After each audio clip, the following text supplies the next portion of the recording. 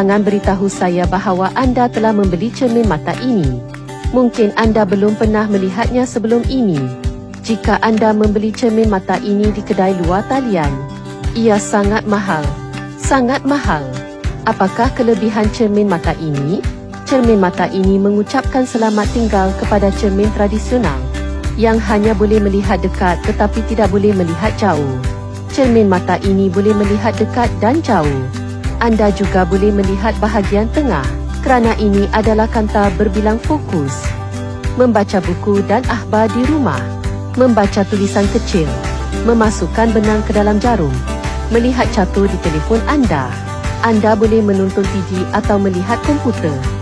Dan cermin mata ini juga boleh dipakai ketika keluar, memandu atau berjalan kaki.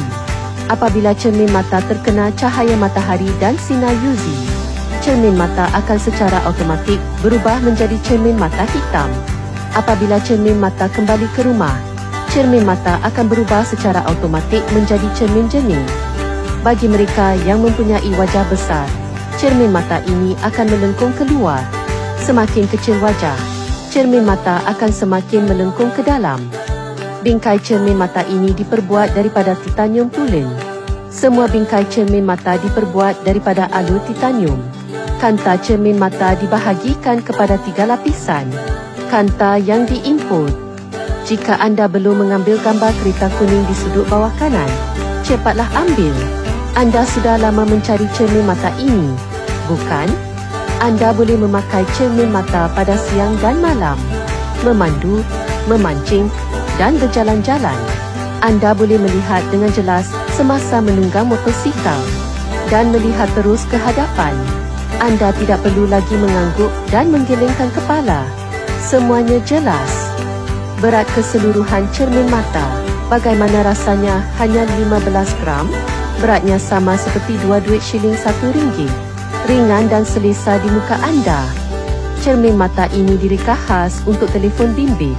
Cermin mata membaca berkualiti tinggi direka untuk menonton TV dan komputer.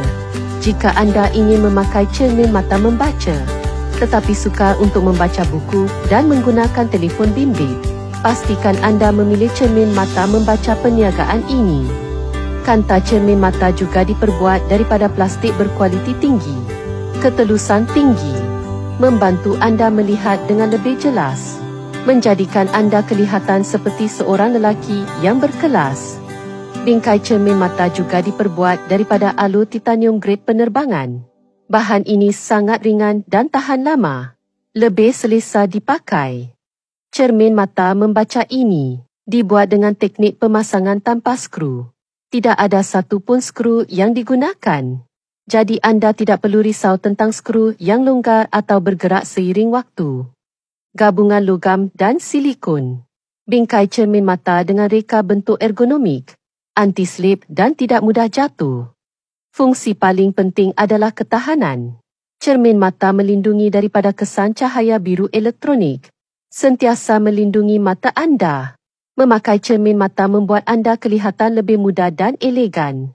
Pesan cermin mata sekarang dan nikmati lebih banyak tawaran istimewa. Klik pautan di bawah untuk membuat pesanan.